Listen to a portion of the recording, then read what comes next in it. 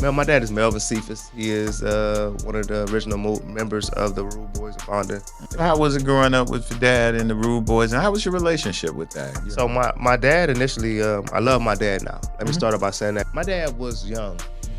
He was 17, 18 when he got that deal with Atlantic Records. And they was that young. He was 18 years old, I think, when he first got his first deal. Okay. So he was out here running around. He ain't know, how could he be he was a young man trying to raise a man. Like, he don't even know how to be a man. My dad was famous.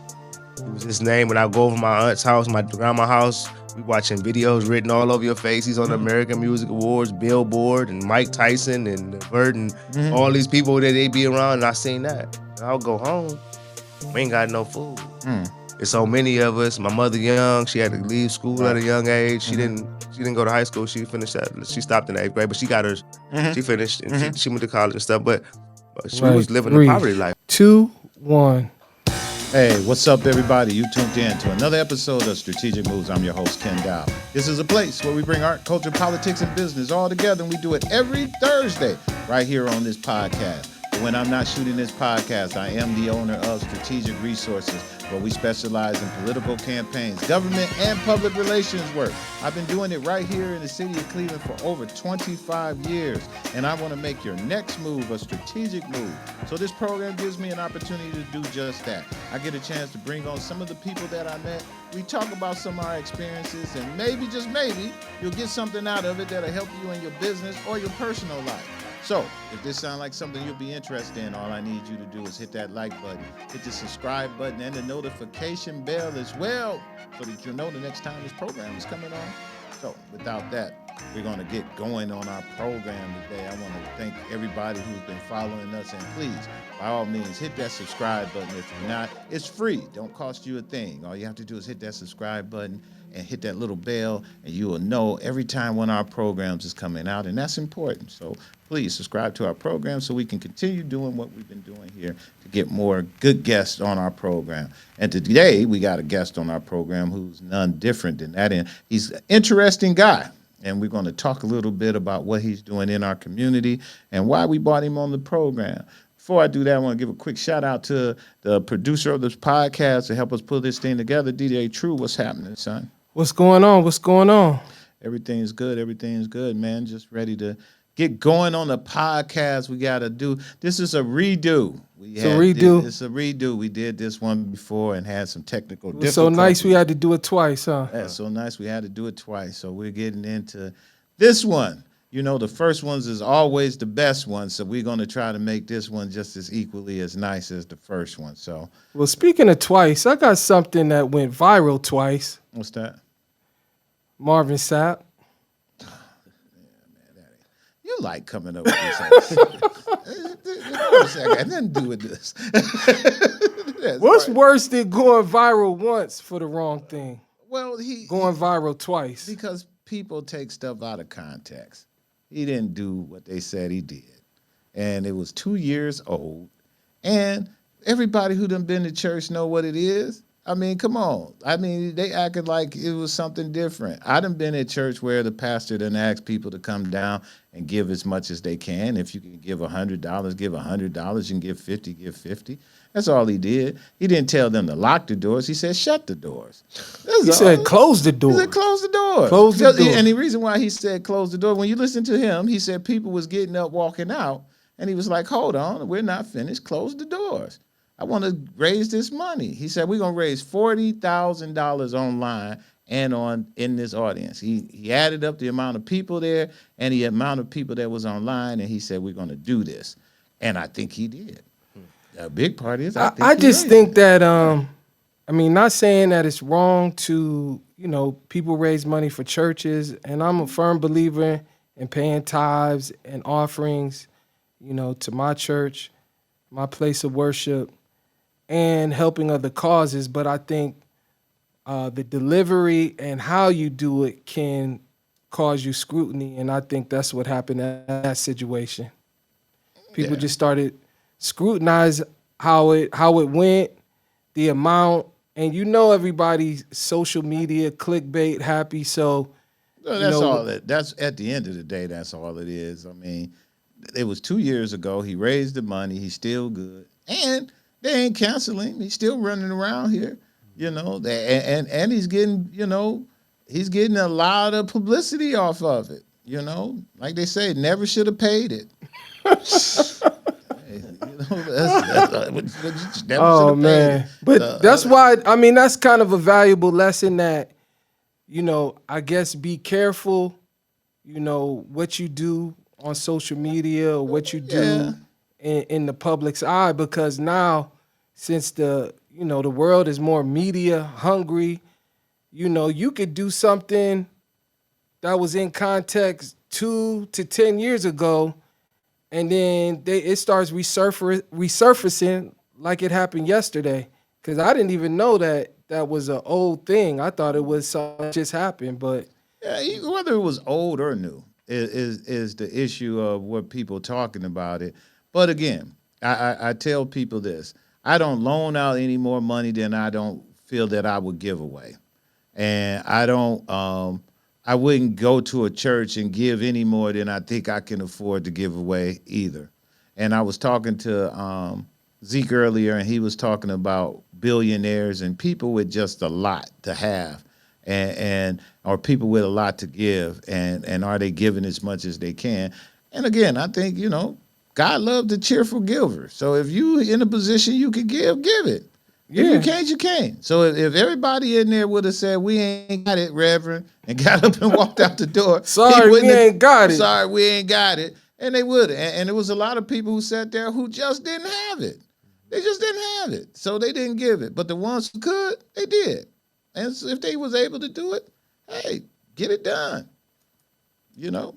So I'm a firm believer in that. I don't think. Listen, I grew up with Reverend Ike. Y'all remember Reverend Ike? And them guys used to call and be like, you can pay $12 and get this prayer cloth that we got angel tears. Come on. You grew up in the TV evangelist days. Yeah, TV evangelist. They would run around talking about they got angel tears. You can buy these angel tears for $2. We prayed over this oil. We got this snake oil for you. He didn't do that. He just said, we're going to raise this money for the church. If you got to give it to me. And the people standing behind me, don't think y'all out of it neither. We getting y'all too. All the deacons, the preachers, all of y'all. He looked around and said, everybody in here give it today. It's time for everybody to ante up. Time for everybody to ante up. And that's what they did. So, you know. Hey, I'm just it's definitely been a conversation piece. So, yeah, it's been, I just wanted to, you know, run that by you, Mr. Kendall. Yeah, it's more BS, as we would say. More BS. Well, today we got a gentleman on our program, and you familiar with this guy as well, and some of the work he's done. And last time coming on the program, we found out who his father was. At least I did. I didn't know that. So he got some R&B royalty. Yeah, he turned out to be R&B royalty sitting in the studio and all of that. I'm like, man, I didn't know none of that the last time. So now we're going to change the conversation up a little bit and talk a little bit about a few things today. So today I want to welcome to you guys, if you're just tuning in to another episode of Strategic Moves with Ken Dow, where we explore powerful interactions of emotional intelligence and community development. Today, I'm privileged to host Jonathan Collins, a visionary leader and founder of Intelligence Over Emotion Foundation. Jonathan was born in Cleveland, Ohio. Jonathan transformed his personal tragedy into a catalyst for change and creating foundations dedicated to teaching resilience and emotional awareness to communities affected by violence and trauma. His efforts focus on healing and strengthening individuals through education, awareness, embodying brief understanding of our emotions is the key to societal progress. Jonathan, it is an honor to have you on our show today, and I want to thank you again for coming back out here, man, and doing this with us, and not just me, but enlightening the world, because we are worldwide. Understood. About everything that you got going, brother. So welcome to the program. Appreciate y'all for having me again. Thank you. No problem, Jonathan. We're going to get into it because I know you was a busy man. You came back here, so we're going to jump into this podcast have like they say, we're here for a good time, not a long time. How about that? Understood. Jonathan, so share with us your personal journey that led you to creating Intelligence Over Emotion Foundation. And what was your pivotal moment for you to say, you know what, this is what I want to do? The life I live as a child growing up in Cleveland with a And you single can go parent into some mom. details about that. Single parent mom, Okay. 15 years old, eighth grader, and I was a child raised by a child, you know. And through my journey in life, I was able to see a lot of different things in Cleveland. You know, Cleveland got a lot to offer, and it's an interesting place, especially if you go through the real heart of Cleveland. You know, it's a lot of struggling, it's a lot of turmoil, it's a lot of pain, and I was able to experience that and utilize that in my favor and turn that pain into power to fuel my journey. Probably my pivotal moment to push me in this direction was in 2011. I lost my brother to gun violence. It was a tragic moment. It was a sporadic moment that nobody seen coming. But it was a reflection of the lifestyle that the people around me were living. And it was like, again, I get messages from the creator, and it was showing me like, if you continue the same thing, you're going to get the same results. My friend who died in 2005, Reggie Brown, May 23rd, thank God, he died. My brother died 6 years later, 2011, on the same day. And so, again, it was just an eye-opener, and it really broke me spiritually. And sometimes you got to get broken to get rebuilt. You got to knock down your old version of yourself, your old lifestyle in the old direction, and change that trajectory. And so sometimes, most of the time, turmoil and loss is what really fuel you. It can either motivate you to do bad, or it can motivate you to try to find the best version of yourself. You know, one of the things we talked about before, and I'm not going to let y'all skate through that. You say your mom. Yes. Say, what, 15 of you guys? 14. 14 of you guys. So Yep. your mom had 14 kids, and you are the Oldest. I'm the first. You're the first of 14. Yeah, she first was 15. one, you say 15 when she had you. Yeah. And then give me the rundown. That's what we did. So it's myself, it's my brother Quentin, who is incarcerated doing 11 years. Okay. I have my sister Maria, who's named after my mother, Nene, Dominique, Cassandra, Bubba, Africa. One named Africa. I have a sister named Africa. Okay. I have Malik Robert. We call him Malik. He live in Atlanta. Okay. And then we got Destin. We got Emmanuel. We got Imani. Wow. We have, and I'm sorry, it's just so I get drawn blank spot. We got Imani. We got Divine. We got Nevaeh. And we got Jabaz. And hopefully I didn't miss nobody, but that's for 14 of us. And I let that. And what's the most all of you guys ever been living together in one home? Probably like 7. About maybe. 7 of you guys? Well, yeah. I mean, when I was a small child, eventually I ended up moving with my aunt. Okay. We was living in Garden Valley in like 95, 96. And it just got a little, my mom and my grandma and them like, no, you can't stay down here because it was just everything was happening. Right. But they got me out of there. And I ended up going with my dad's mom on the west. Well, she was down the way at that time, but then I went over with my aunt on the west side. So I was between my aunt and my grandma was on 30th. I went to Marion Sterling at one, my elementary school, but I ended up going on the west side with my aunt too. So I was going back and forth. Okay. So my grandma moved to Collinwood area, and I ended up moving out there by Collinwood. So you graduated from high school? I went to Collinwood, yes. Collinwood. And then I went to Texas to a prep school after my senior year, and I played sports. And so eventually, man, I did a lot of stuff. I ended up kind of dropping out of school, man.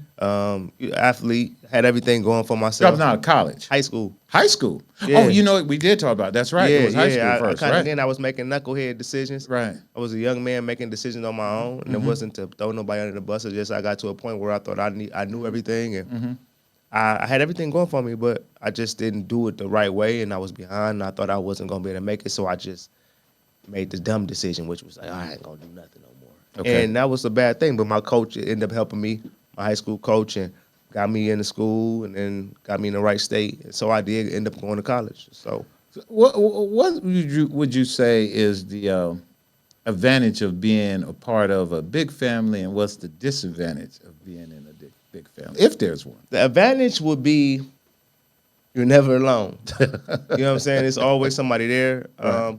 my advantage, it taught me certain things. It taught you how to share. Okay. You know, you have no choice. I remember at one point I wouldn't eat like snacks or nothing without my little brothers and sisters. And they probably don't remember they were so little, but like I cut up a non-letter into 6 pieces and we all get a piece. Okay. And it just taught me some good things about life and family and people and how you're supposed to sacrifice for them and assist them in all areas and there's no man left behind. But it also can be a disadvantage because if everybody's not on the same page, then you got all these different personalities and everybody got these different viewpoints. And then if it don't come together, then it clashes. Okay. Right? And it ain't got to be a physical clash. It could be a psychological. It could be a clash of differences in beliefs and expectations. And then that kind of hurt because if you all don't come together, then y'all spread apart.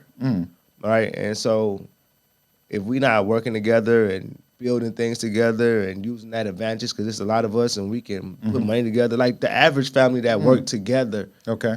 Then that can be that could be a big advantage. Like you said, if everybody was just okay a little bit, like you say, we can put some wealth together and probably do some things. Yeah, together, build generational wealth. But other families, what the rich people do, the wealthy mind, it's a mindset. And so that was just the most difficult. But again, at the end of the day, it's nobody's perfect. This is our first time living this journey called life. So we was learning. I love my family, but I feel like you said, it could have been advantages and disadvantages. Some things could have hurt us and slowed us down. So how mom meet dad? So everybody who don't know, his father is a R&B royalty we hear in Cleveland. He was part of the Rude Boys, and he was one of the singers that helped get that going. And your father, tell everybody who your dad is. My dad is Melvin Cephas. He is one of the original members of the Rude Boys and founder members of the Rude Boys. He went from down the way. Daddy went to East Tech.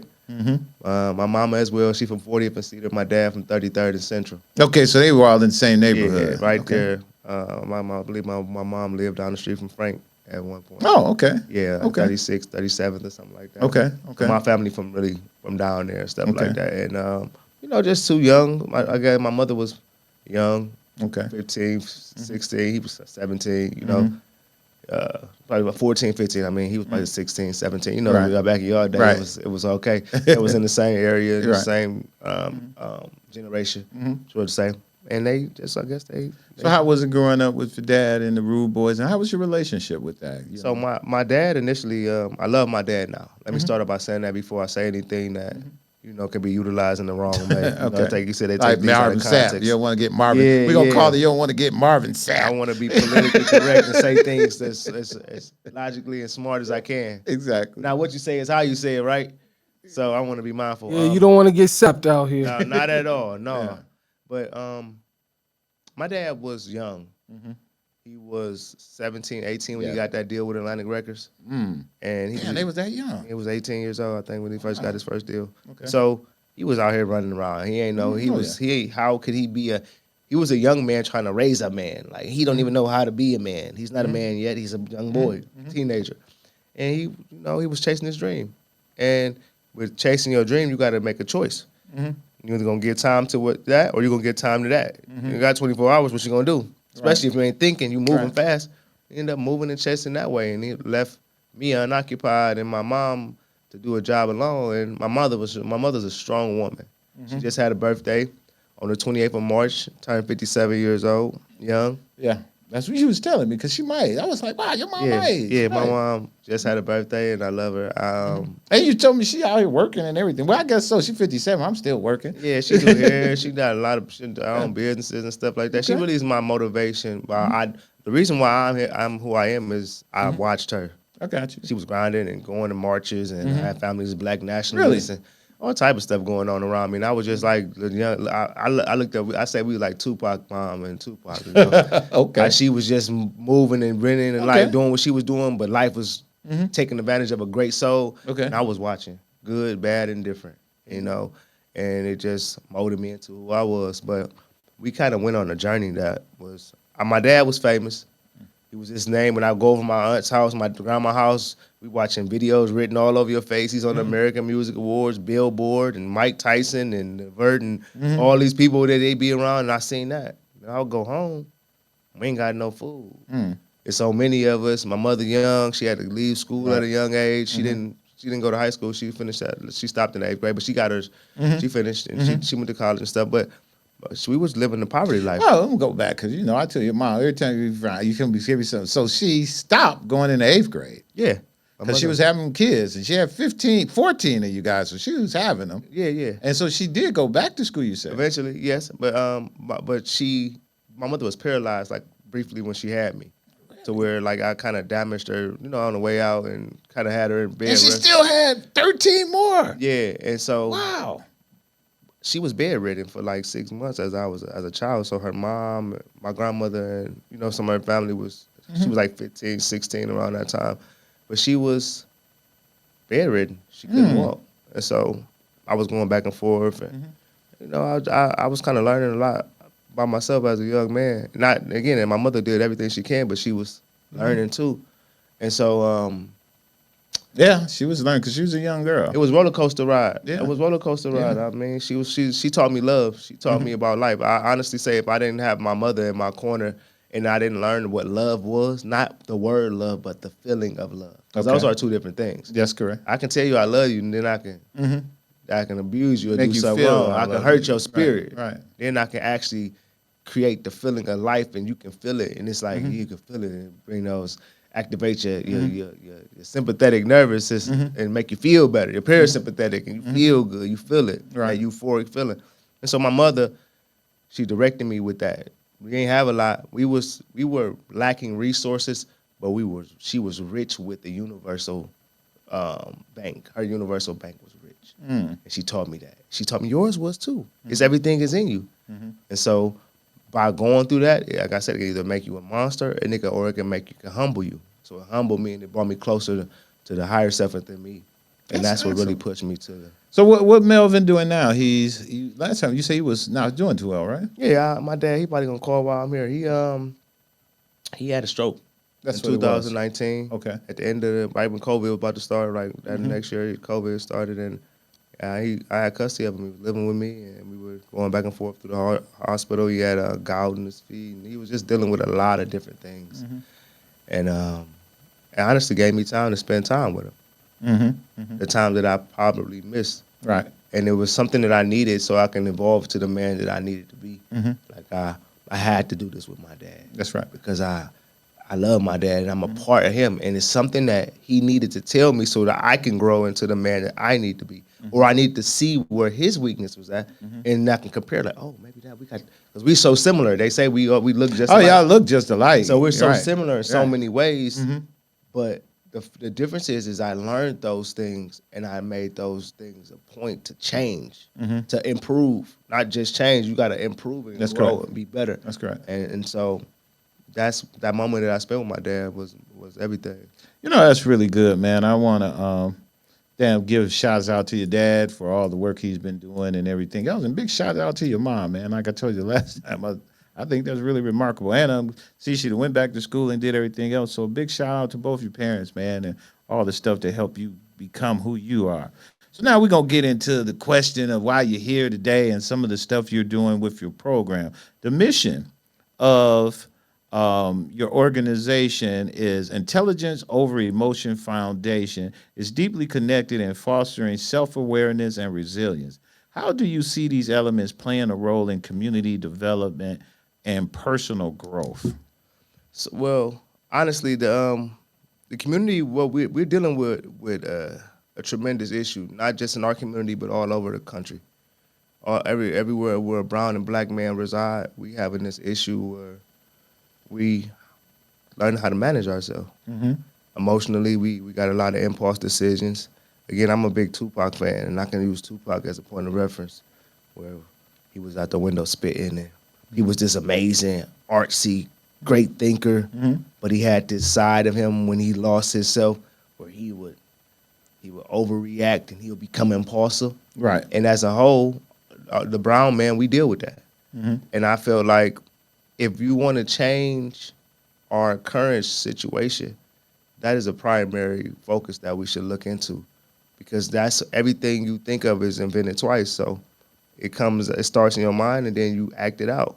So if we want to really change the trajectory of what's going on around us, we needed to go do some internal searching. And I wanted to make sure before I tried to go say and teach somebody else something, I started with myself. This was something that I had to go through because I was in the projects, in the trap. It was a project, you know, and I was a specimen, and they was looking, I can either fail, I can rise, or I can fall. And so I made it through the project. And the only reason I made it through that project as a black man is because I took a deep dive into myself. And I started to just figure out, because I know, like, you know, you got to enter you. You know, that fourth dimension that's in you. Like, when you ain't talking, in that mind is just that how you communicate with the creator. When you get in there and you be really asking and you be praying. You know, that's really a art. And it's really, until you are acquainted with that, a lot of people in our community, they really not, they're disconnected from that. They're not really paying attention to that. We caught up in the everyday rigmarole of life. We running fast. We trying to make money. You know, we lose sight of what's really this life really about, and that's the most important thing. It's the inner you and staying connected with our source, with God. And so, poverty and moments alone and the things that I went through really put me in a seat and made me sit down in myself and learn that and spend time with me. Can you tell us about a couple of, maybe one or two stories that you think that inspired you towards making this transformation? Again, again, watching my mother, she was so creative. She was so spiritually inclined, and she was building from the inside out. She was always trying to build herself. She was reading. She wanted to learn. She was learning from everything around her. She was like the sponge, and it really motivated me to want to know more about me because she showed me that there's more to me. That was one thing, and then growing up here, being alone, not having nobody, like, not her, but my man, a male figure, showing me and walking me through life and helping me understand me. I had to go out there and learn myself, and luckily I was in tune enough from what she showed me that I was like, okay, I was always in there, and I was always understood that it was an inner me, an inner powerful version of myself that I needed to connect to.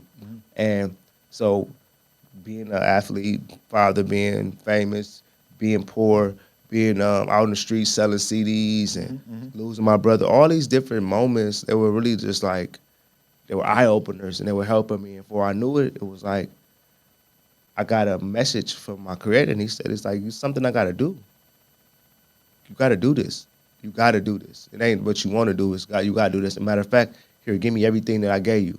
Give me your talent, give me your music, give me all that. Wow. You're going to sit down and think about it. And I thought about it.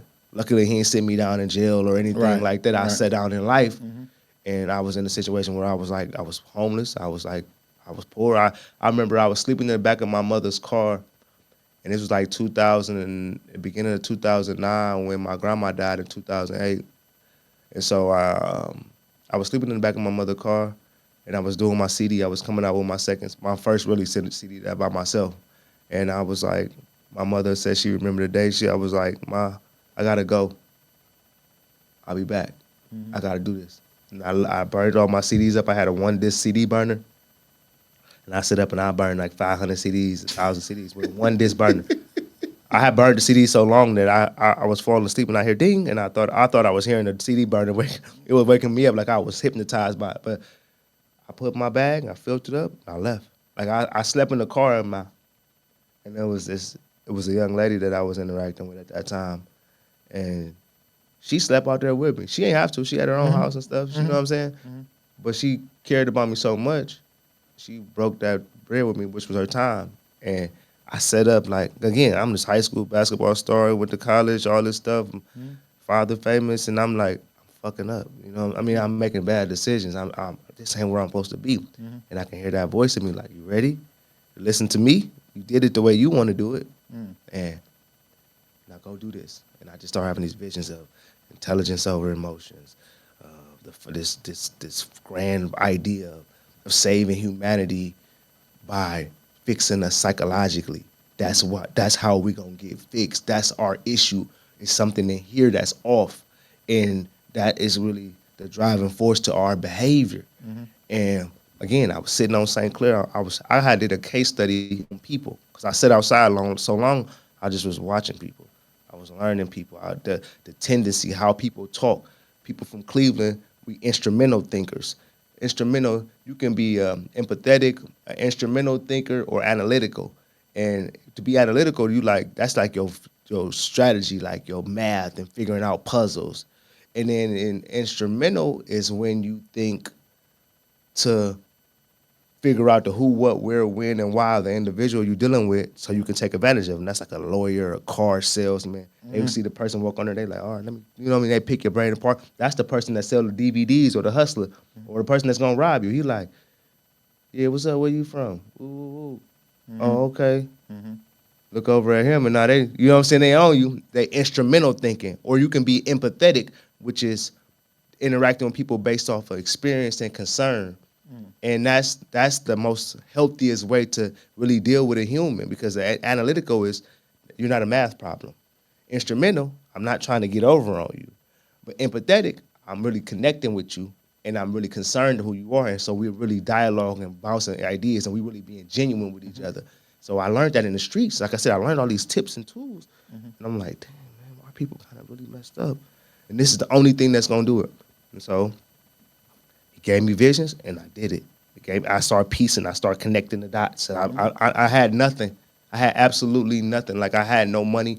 And I'm still not where I'm at, but I had everything I had everything I needed. That's what I learned about the universe. Like, it ain't about what you got monetarily. It's about what you can do with absolutely nothing. Right. Right. And if you listen, he gonna tell you how to break the code.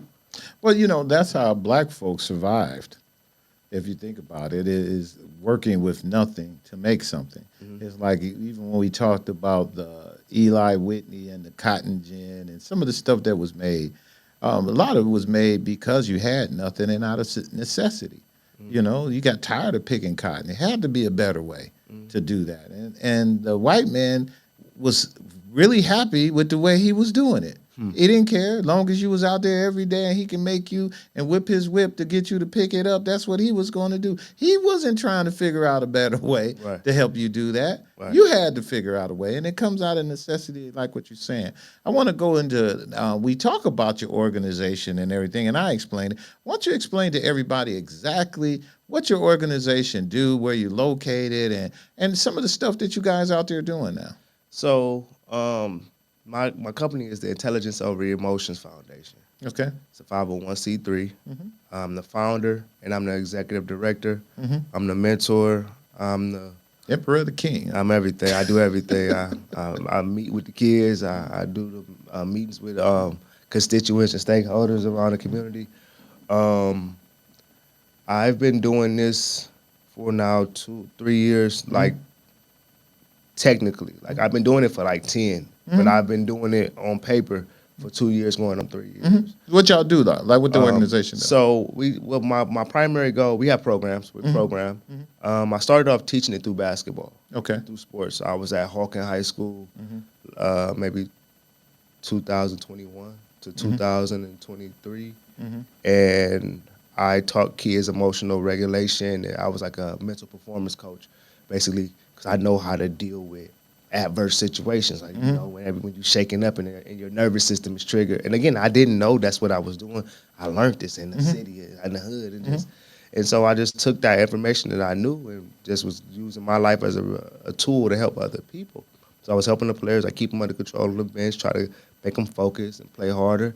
Our primary goal is to teach self-reflection, mindfulness, self-awareness, so that they can have positive socializing interactions and outcomes, make better decisions.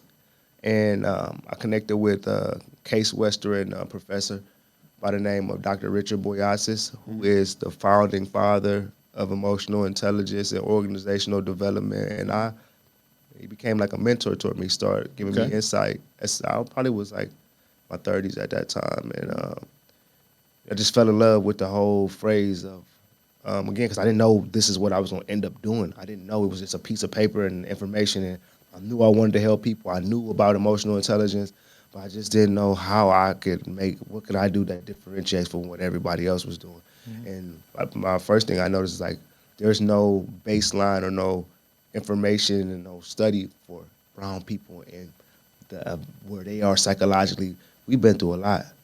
We we've been through it's layers of trauma we've been through. We got generational, we got slavery, we got abuse from family, we got so many different layers of trauma, and they talk about it, but they really don't dive into it. Right. And so I chose, and personally, I was like, I'm gonna figure this out. And so I connected with different people, different doctors, and different stuff like that, and I started building this, formulating this idea. So now we have programs. We have the Fundamentals of Thinking program, where it's a 8 to 12 week program, and they come and learn the curriculum of SEED, Social Emotional Enlightenment and Development. It's similar to SEL, Social Emotional Learning. It's the relationship between psychology and neuroscience. We're breaking down psychology of the what, and then the neuroscience is the why, like what transpires when we have an amygdala hijacking. The process just of how your thought travel to where you become emotional before you become rational, prefrontal lobe, neocortex, before you start thinking rationally. So it's like basically you have no choice but to feel before you think rationally. But it's a process. And so again, I wanted to learn that, and I wanted to share that with other people. So I created this curriculum, which I created. How much is that proximity? You know, how much is your thinking and all of that based off of your proximity of where you live and your community and the neighborhood and the it is. Your thinking is that's a huge thing that we don't understand in our community, or we don't pay attention to within our community. We are triggered off of each other. We like Wi-Fi signals. You an energetic being, I'm an energetic being. You're emitting an energy off, I'm emitting the energy off. It could be good, it could be bad. And if it's bad, you can feel it. Without me talking to you, you'll be like, man, that young boy or that man got something wrong. I can feel it. You can feel it, everything. So when we're in this state of mind, when we're in that mindset of poverty, because poverty, middle class, and wealthy are all mindsets. And so when we in that thought process, how you perceive things come with attitude, and attitude come with a behavior. So when you thinking like that, you tend to create an attitude and a feeling off your body. That's correct. And so just think about we can just use Cleveland. Think about some of the crime and some of the stuff that go on. A lot of it is kind of being boomeranged off of each other. It could be a group of people that ain't nothing wrong, but it's one person coming and they in a bad state within themselves. They can overreact and respond in the wrong way to have this whole place turn into an uproar. It could be a good party, and this one person turned it into a shootout. It'd be 4 people got shot. You know what I'm saying? Just from this one energy.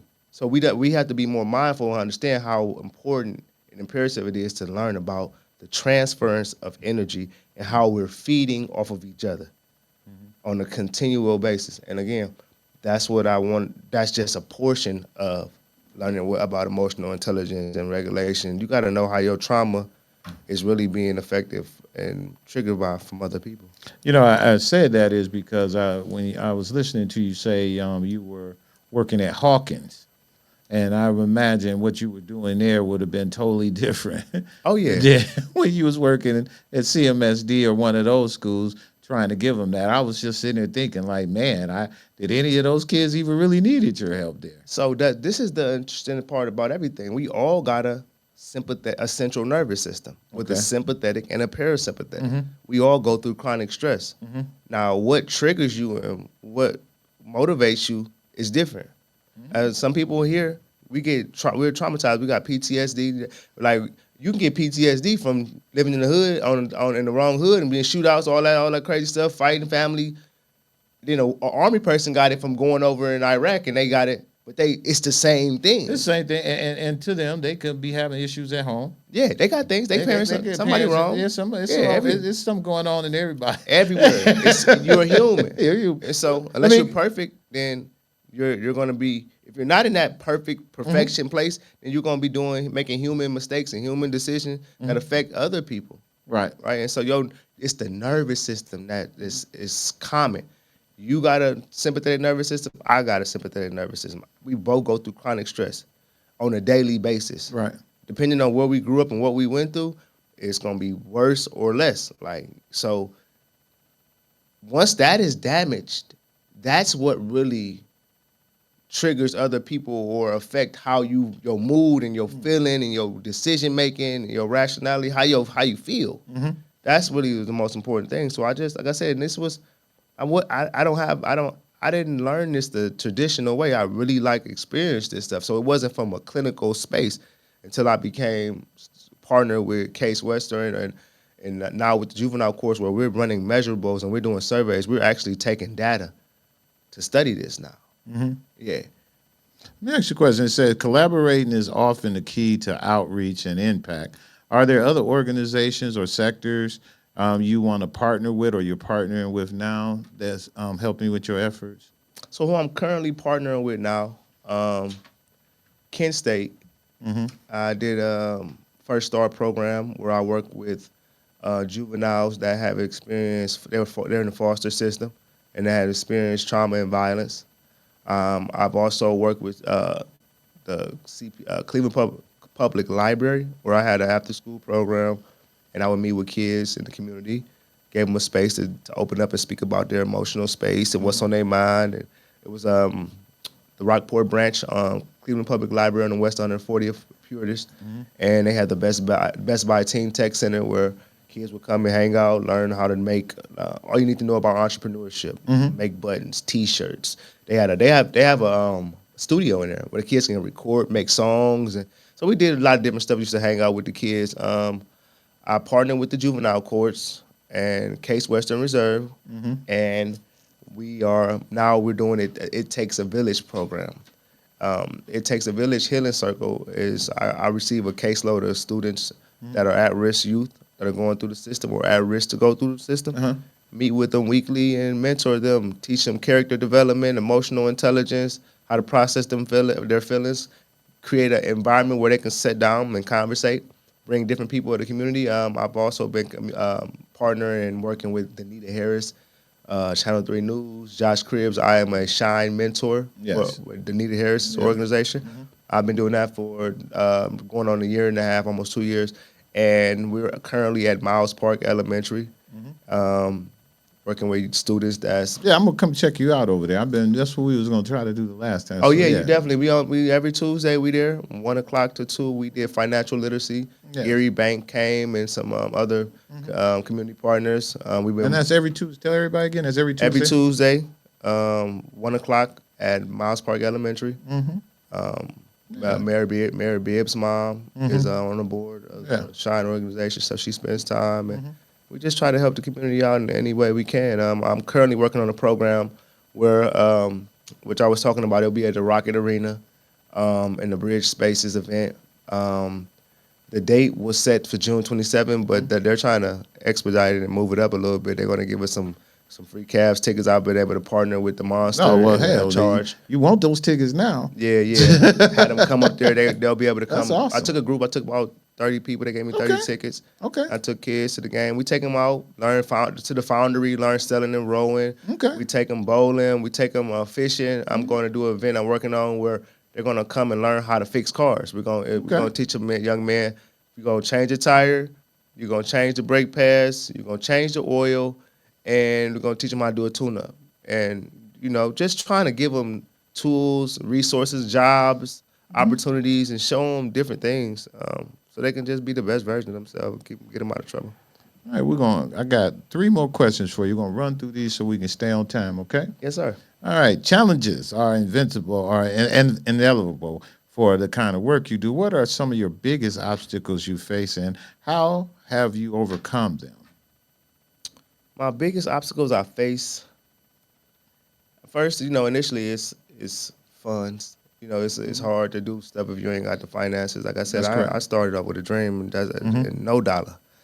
And so I was just trying to make things happen. I was just building off what I had. So I had to connect and learn how to get myself in certain opportunities without money. You got to know how to negotiate, got to get partnerships. The support from your peers and in the community at times. Sometimes they'll look at you like, why are you doing this? You get judged negatively. If I was outside robbing and stealing, nobody would bother me. But when I'm trying to do something right for my people, it's like, oh, you this, and why you doing this, and you around the police? And I'm like, man, this is a part of life. I'm not around the police. They here just like everybody else. I'm around you. I'm around them. Right. You know what I'm saying? It's like, be happy that I'm trying to support me that I'm doing something. But it's just like the negative flack from sometimes your own peers, and then just it's like sometimes it's like when it's just being honest, it's like it's fraternities around here. You know, No, don't worry. Keep going. you gotta lock in with certain people, and if you ain't doing this and Oh, yeah. the politics of it, like I worked for City Hall, Mayor's Office Community Relations for 3 years. I was able to connect and do. I did intervention, prevention, resume building, mentoring, after school programs, keynote speaking, and I was able to connect and build my, who I am and get some notoriety in that space. But when I ran for city council, That's right. You ran for yeah, I office. tried that, and I kind of got, they taught me a lesson. I was green, and when I did that, I kind of made enemies. I don't know why, because my intentions was this: I was coming from outside on the streets. I thought I was coming to help. I was gonna bring an idea, and they was like, "Yeah," but it was like, "No, well, you got to be with us, and you can't be with these people, and you got to stop talking to these people, and or if you don't, that's cool, but you can't get this opportunity, or we ain't gonna help you here." And so all the doors started slamming because I don't know, maybe I was bullheaded, but it's like I ain't picking on nobody's side, man, because you might not be right. I'm not a follower. I'm going this way. And if we all going that way, we all can walk that way. But I'm not following nobody. And like I said, part of me could have been some of the trauma that I needed to fix because I was in the streets and I ain't trust stuff. Right. But I told you my feelings. I feel everything. So I feel I ain't usually wrong. I'm usually dead on when I feel like that. Yeah, if you feel it, didn't feel it, you didn't feel it. Let's see, some of the stuff you are promoting put you on the forefront of psychological well-being. What are some of the daily habits you recommend listeners ought to do and able to keep that emotional health going? First and foremost, you got to be honest with yourself and say that, all right, even if, because we like to take mental health and checking ourselves and doing certain things to improve ourselves, we take it the wrong way, like it's bad. It's not bad for you to check the trajectory on yourself and want more for yourself. And so you gotta be honest with yourself and be like, all right, what are my pros and my cons? What can I do better? My reaction, how I talk to people. What can I improve on? Not nobody else. You need to do that to yourself. And then once you do that, you try to change everything. Again, once I took my community health worker class and I learned that poverty, middle class, and wealthy, what divide them is the mindset. So I had to change my mindset because a lot of us, we in the impoverished mindset. We can't get to middle class and wealthy because the way we think. So I had to start refreshing in my thoughts. I started to read more. I started to educate myself about certain things, and Dr. Francis Cresswell singing, the ISIS papers, and how successful people think. Well, my question is, what do you want the listeners to think? Is there something you believe they should do every day as part of healthy emotional well-being? Take time to yourself. Meditate. Yeah, Start your day off there you go. by waking up with nothing on, nothing around you. Quiet. Start listening to yourself. Disconnect from everything and feel how you feel. I try to go to the lake or go somewhere in the nature and deregulate and regulate myself and take my shoes off and feel the ground and walk in there. Meditate. Breathe. Work on your breathing. Speak positive affirmations in your mind to start your day off before you do anything. Yeah, I woke up this morning and I seen an abundance and I shall partake. I used to say that a lot, man. I was waking up and by somebody else's house in their basement on their floor now, dirty clothes. Like I'm living with somebody, and I will, wash my clothes and try to keep myself as clean. But I put the same clothes back on. Right. But I always thought about it. How you perceive things come with attitude. Attitude come with a behavior. If you want to change your attitude and your behavior, you have to change your mindset, your thoughts, your paradigm, your frame of reference. Some of the things that we've been taught and we've been groomed as a society, we need to readjust those because some of them are bad. Okay. We got to fix it. There's nothing wrong with improving yourself. Right. So I would start there. I would say, wake up, positive affirmations, change your environment, who you around, your friend. If you're particular on your diet and what you put in your stomach, You should be particular about who you hang out with. be particular about what you put in your head. You know what? That's a really good one too, because you're right, and what you put in your head and all of that. Yeah, that's the first thing. In your head. Right, What you listening to? Who you listening to? What you talk about? Right. If you hang around 5. They say if you hang around 5 crackheads, you'll be the 6th one. You know what I'm saying? If Right. you are what you eat. You Yeah. are your 5 closest people. Right. So be mindful who you hanging with and breaking bread and exchanging that energy with, correct. those mindsets and those correct. thoughts. Don't get bird boxed and start picking up what other people thinking, and they plant that seed in your mind, and it become your thoughts, and then your thoughts become your habits and your attitude and stuff. And so just be particular on those things. Hey, man, I want to appreciate you for coming out, man. You did a great job. I'm going to got one last question that I'm going to let you ask, but when I ask, I'm going to let you look right into your camera because this will be your closing out, and you get to answer this question, but also leave a closing information. Make sure in your closing you let everybody know how they can reach you, how they can get in touch with your program, website, and all of that stuff. Okay. But a question that I wanted to ask you is, which is looking to the future, what are some of the new incentives or ideas that your organization is planning to implement, and how do you envision the foundation evolving in the next few years? And you look right there. Well, my organization plan on being the founders or we're going to push the narrative and change the narrative. We're going to plant the seed of thinking. We're going to plant that new seed in your mind to sprout up new ideas, new ways of thinking, new ways of interacting with each other, new ways of responding to adversity. We want to create a new earth, Eckhart Tolle, and the now, the ego. We want to cleanse the ego. We want to get out of our old way of doing things and get out of some of that trauma and disconnect from that, and really want to really share love. Love is the cure to everything. If we want to fix the current state that we're in, we got to start loving on each other. We got to start speaking each other up. We got to start being patient. We got to start sharing more, giving. That's how you get your universal currency up. How you treat people is how the world and earth gonna treat you. And so if you're not treating people good, just know that you're gonna weather away fast and you're gonna get old. And you got to treat people with love. And love is the cure to everything. I want to open up a school. I want to create an environment where kids learn about this as much as they learn about anything else, because if you're not a good person internally, then you can't live a good and productive life. We want to learn and we want to become the best versions of ourselves. We want to really connect ourselves. So we want to connect to the universe in such a great way to where we're really a different people. Like, this world can look different in the next 50 years to 100 years. I want to start thinking like a dynasty. We want to really create an environment and a new way of thinking to where we shift the whole consciousness on the planet. And I'll leave with this. Tupac, I'm a big Tupac fan, and he said he may not change the world, but he will spark the mind of the one who will. And I feel like he did that. And so, Intelligence Over Emotion Foundation. If you want to catch up with me, I'm a high school basketball coach. I'm at Westlake High School. I'm also with the Cleveland Cavaliers Youth Sports. You can go to my website, intelligenceoveremotion.com, and you'll catch me outside because I'm really active. I'm outside. And I'm thankful for the opportunity to be here. I like to thank Mr. Kendall. I like to thank Strategic Moves because they're giving people like myself opportunities to be seen and heard. And without these type of opportunities, I don't know where people like me would be at. So I want to show that love and appreciation. But again, our community must change. We must change the way we think. We must change the way we talk to each other. We must change the way to respond. We must heal.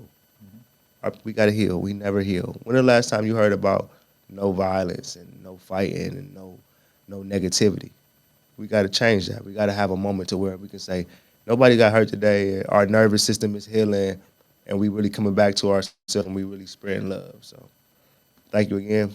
You all have a great day.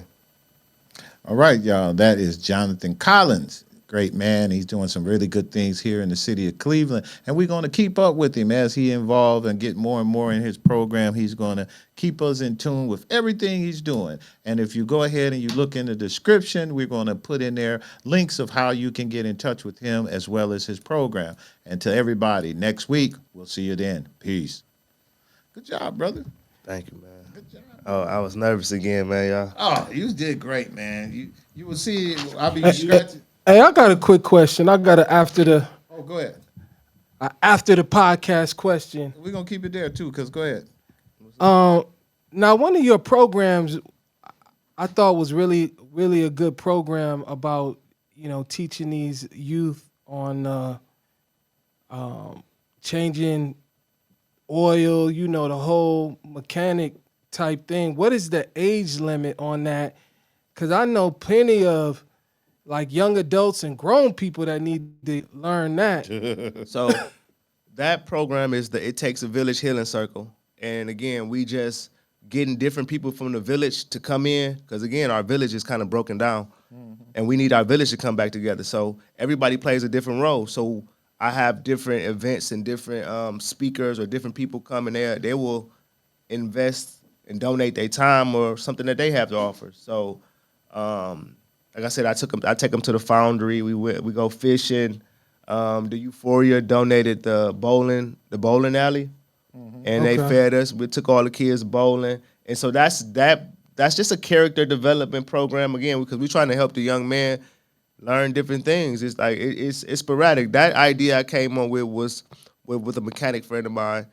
He has he's a mechanic and he has a shop, and he's like, if you want me to help anytime, I'm willing to come help and do something. I said, I think we could do something, and so I was over there Sunday with him, and we just breaking down the plan, the idea how we would do it. And again, every male. I have one female that's in my caseload, but every male will learn how to change a tire. They're gonna take the tire off. We're gonna try to get people to bring cars and donate their car for the moment, get a free oil change. So is that coming up? Is that coming up soon? Yeah. Yes, that's definitely coming up in the near future. Right now, our primary focus right now is our weekly meetings. That's one of our that's gonna be one of our side things that we do. Yeah, see that kind of stuff. You can let that's us know, big and right there. We'll help you push that.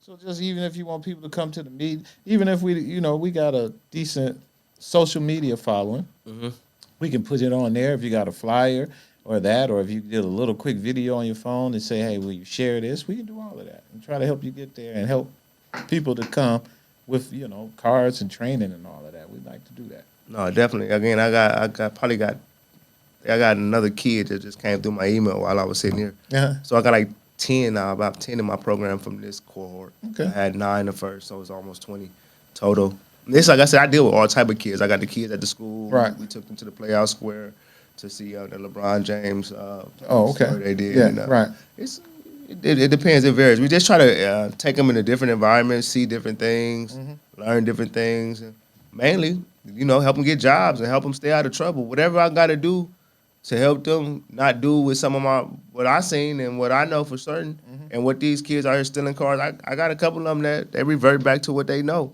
Right. So I can't save everybody, but I'm attempting to. That's I'm attempting to. I'm at least give them an opportunity, present it to themselves, present it to them, and hopefully if they like it, they can come with us. We play basketball, whatever they want to do. We meet them where they at. Meet them. That's the quick. You got to meet them where they at. All right, brother. Thank you.